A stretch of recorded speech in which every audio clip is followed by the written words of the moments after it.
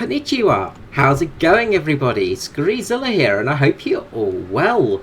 And to join me for something a little bit different here today, what I'm going to be doing is taking out a few tanks from the anime Und Panzer. Now, you may be asking, why am I doing this? Because I feel like it. I had a bit of a binge watch last night, and I've decided to basically do this video on a couple of the tanks in that anime. So first of all, we're going to be taking out the Panzerkampfwagen via Os E, although it should be a D technically. And this, of course, is Anglerfish's team tank, who is the main protagonist. Yeah, protagonist, that's what I wanted for, in the world. Now, if you've never seen Und Panzer, it's an anime based off tanks, oddly enough. When you hear Und Panzer, you know, you'd probably think it was something about tanks, but yes, it is in fact about tanks. And basically it's about a sort of world where every girl goes to school on a carrier ship, and they have tank battles because Japan. And also they very much adore the German tanks. There's a lot of German love in that show, and there are a couple of Nazi salutes. I will warn you about that. So, yeah, if you get triggered by Nazi salutes, maybe not the show for you. But this show is fantastic because of the amount of detail they put into it. Also, just the love of history they have. All the little Easter eggs in it. It's just fantastic. One thing that springs to mind is the movie. There was a movie version of this, and it's actually on Netflix if you feel like checking it out, and I would recommend checking it out because it is just absolutely awesome. As you can see here, we have the anglerfish on our turret there, and in that episode there is a tiny little joke that would go unnoticed, or a tiny little nod to a tank, which is the Rata. In an amusement park, there's this giant sort of building, and it's based on the Rata, and I just found that hilarious. Anyway, back to the what was I saying? Back to what we were talking about. So I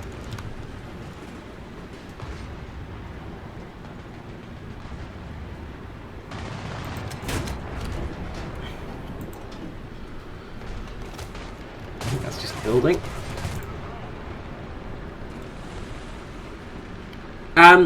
Yeah, back to the actual the series. So they take part in tankery, which is a sort of sport in Japan after the since the wars didn't seem to happen. There was no world wars in this universe, which is kind of nice. But there's basically all the technology you got out of the wars.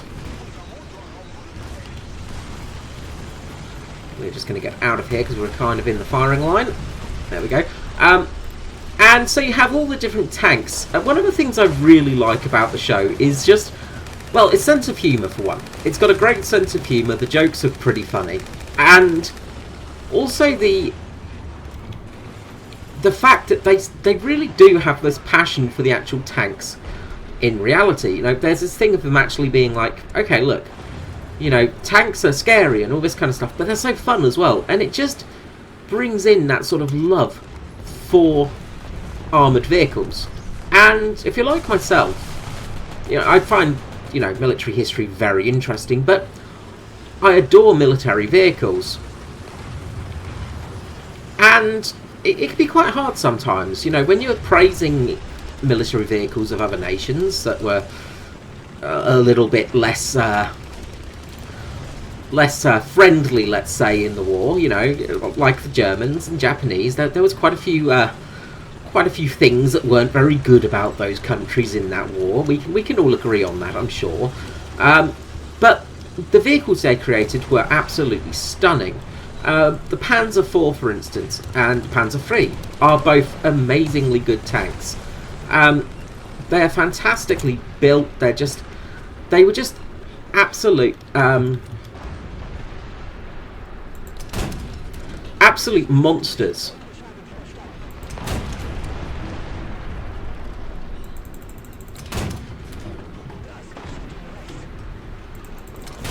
And you know, it is just this thing of they were fantastic vehicles.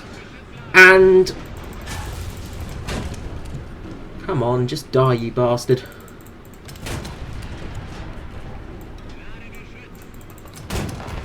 There we go. Okay, we're gonna have to back out of here.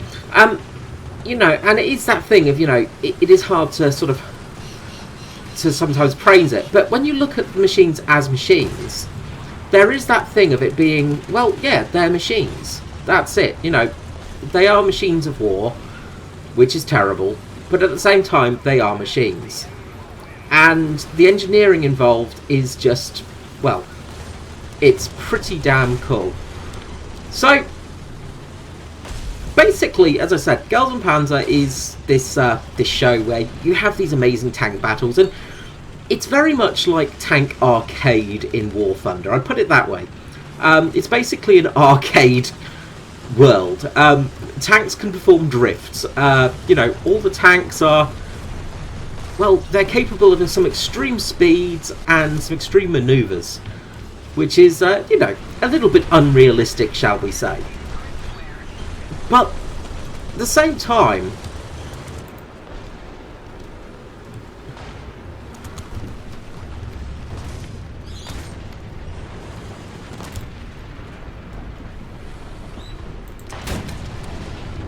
trouble with heat.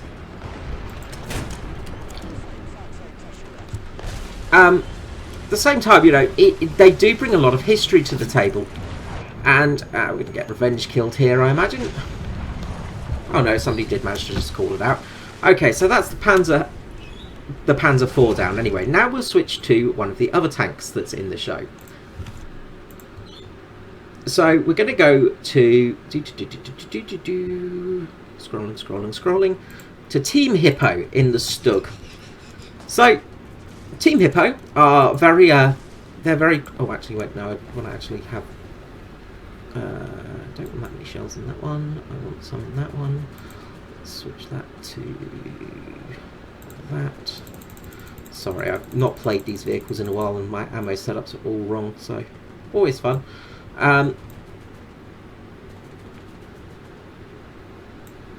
Okay, so Team Hippo drive a Stug, and they're very their leader is a big fan of Rommel. They're also very much into the sort of samurai, the way of a samurai, and hence this paint job on the tank. So, if you're finding this paint job incredibly garish and you're blinded by it, yes, that's fair enough, because it is. This is basically from the first episode, and it's based off of their sort of samurai sort of feeling. So they have all the lovely flags and things like that on it. It looks amazing. It does look amazing. I will say that. So they have their Stug. So they speak about their love of the Stug and how it was an amazing piece of field equipment.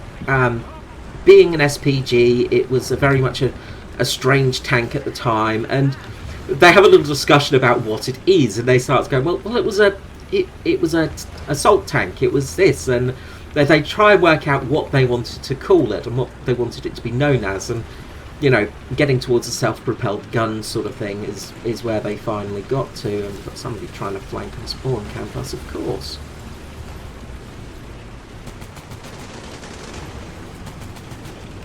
Because low tier War Thunder.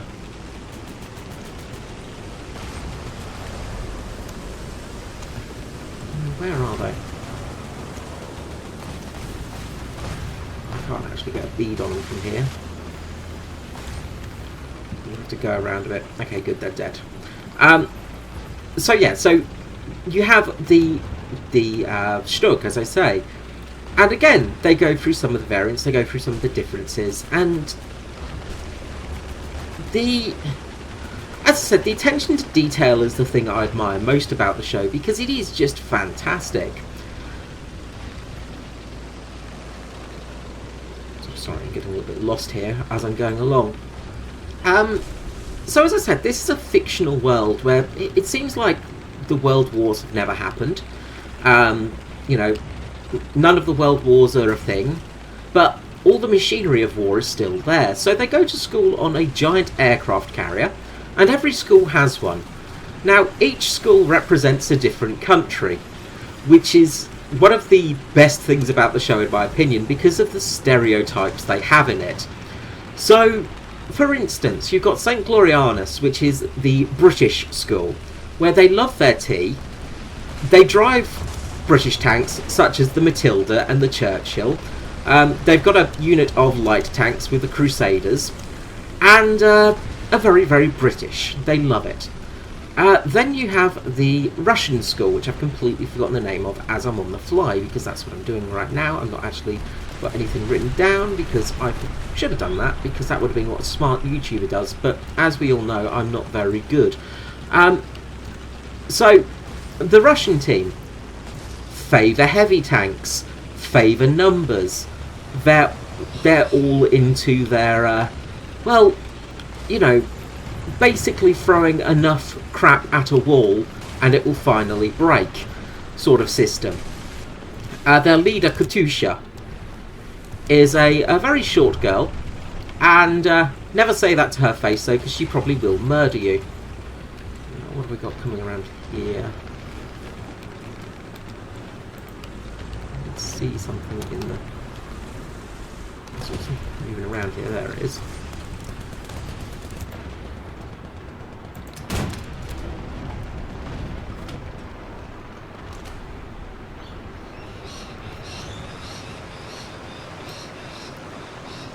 Bloody bush, get out of the way, you bastard bush.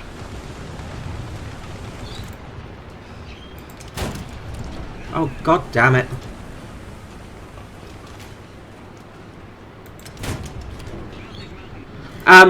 So yeah, you have the stereotypes, which is just hilarious. You have the American school, where they have lots and lots of Shermans.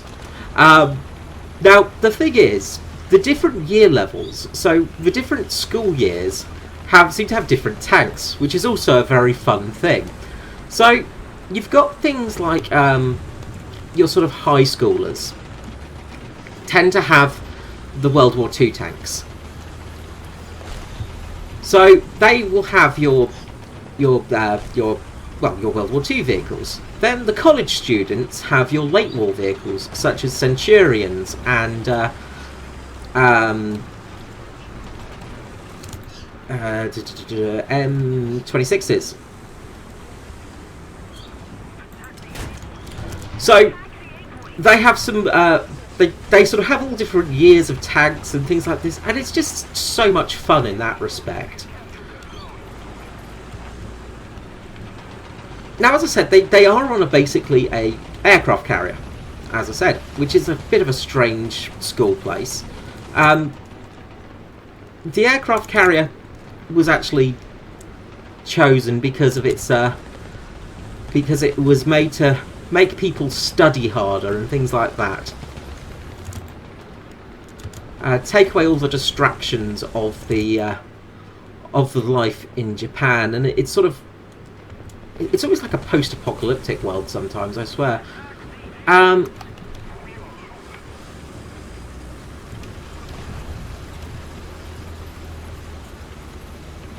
shouldn't really be playing the game as I talk about this stuff, because I just lose track of what I'm talking about and then just die. Well, I say die, I mean, you know, completely forget what I'm talking about and then lose track of my train of thought.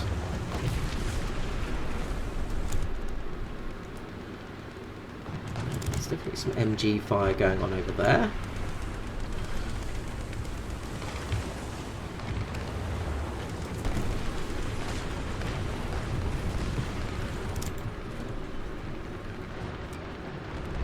Somebody up to the right there, possibly.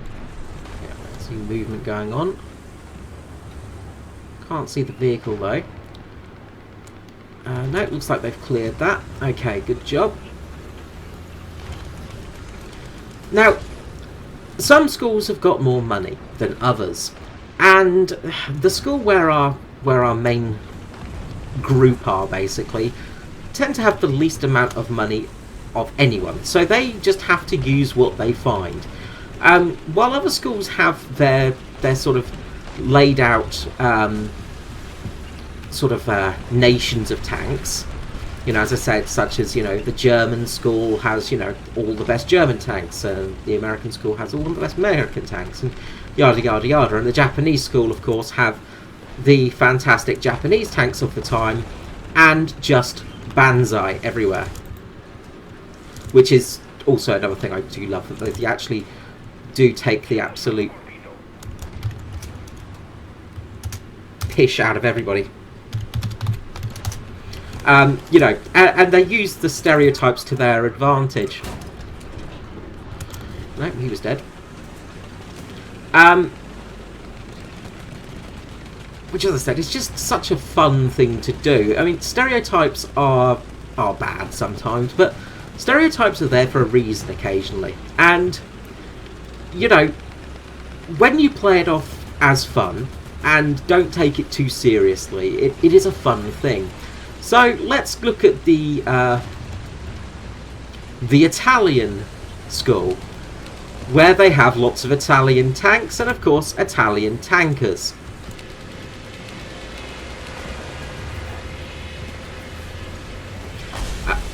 Which again is just very amusing. They of course have the tankettes at their school, which are, well, they're not great.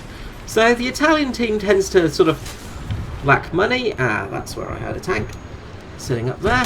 That's okay, because that means that we can jump into the where am I? Turtle team. So, Turtle team. This is the head of the school, basically. She is the school. I'm trying to think of the word now. I can't think of the word.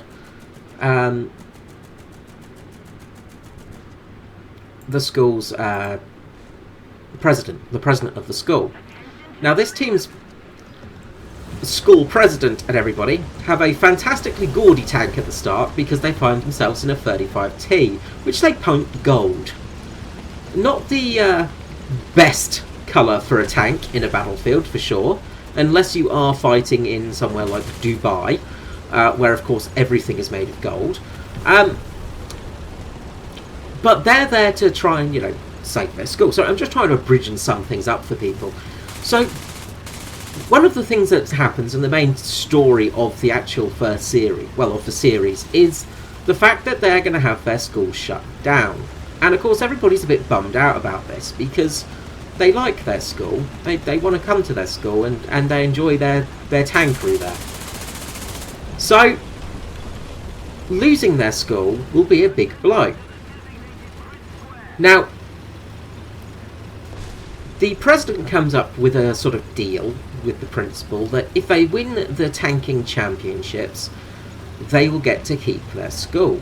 And I'm not going to go into spoiler territory here, but this means that they have to try and actually win the actual, you know, the Tank World Cup, or the Tank School Cup, or the Quidditch tournament, or whichever way you want to talk about it. That's the sort of basic thing here. So that's the sort of base of the show. And like I said, every school has their different tanks. It is just a fantastic series, and very much would love you to check it out. Also, a big thank you to Fedbur as well, who has made these skins on the what do you call it, on warthunderlive.com.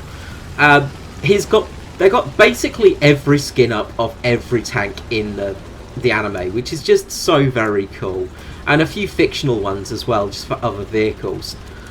So, Girls and Panzer, check it out if you can. I think if you like World War II, if you like tanks, this is well worth a check out. Okay, so at the end of the match there, sorry, there was a slightly off-topic rant as I went on along there, trying to explain things. But yeah, that's basically it. We'll get a bit of a closer look at the skins right here. And I've got to research stuff. Sorry, clickety, clickety, clickety. Yeah, Yep. Yeah. Cool. And I think that's basically everything aced there. That's useful. And poor old Panzer 38T did not get anything there. So, a bit unfortunate. We'll get a bit of a closer look at the skin in the hangar. But as you can see, this gold is just glorious. Look at how shiny it is. It's fantastic. What a brilliant job. The Panzer 4, as I say, it is the D variant with the shotgun on it. But again, very, very cool little tank. And they make their tanks their own little thing. As I say, they tend to have animals as their team name, their team names, and come up with some fantastic tactical names for their for the games. Basically, one of my favorite sort of tactics is the plan Sneaky Sneak, which is a fantastic name for a plan, and is it's just brilliant in all. But yeah, really, if you enjoy anime, if you've watched anime in the past and don't mind it, I would really recommend checking out Girls and Panzer, because it is such a unique sort of weird show that is very much, the sort of stereotype Japanese schoolgirl thing, but with tanks. It's been out for a while now, as I said, and it is on Netflix, but the whole thing about this show is the passion they seem to have with the tanks. It is very much this thing of they really do pay attention to the vehicles, and they go through their strengths and weaknesses. They'll talk about tanks' problems. In one episode, a Ferdinand Porsche Tiger comes up. So they're talking about, oh, it's so rare, it's brilliant, tank collectors love it. It's such an amazing tank. And yes, it was. But it was also a terrible tank because the engine blew, there was problems, it had terrible problems. Still an amazing vehicle, but not a great one, unfortunately. Because, of course, it had the electric motors in it. Rather, it used electric to move, basically. It had a petrol engine to charge, well, diesel engine, I think. Or was it petrol? I can't remember. But it had engines to charge the motors to make the vehicle move. So it was overly complex and overly complicated. And they go about this in the actual show. And, yeah, it's brilliant. It is just such a fun, amusing show that if you've enjoyed tanks at any time in your life, and if you just want to see something that's fun and have that sort of that sort of tank kind of attitude in a sort of cartoon series or an anime, watch it. Please watch it. Also, as I said, thank you so much to Fedbert for the skins. They're amazing, and yeah, check him out on War Thunder Live. Or her, sorry, check them out, I should say. Anyway, I'm going to end there before I keep on rambling, and I will catch you again. Thanks so much, this is great. I'll see you again. Bye bye.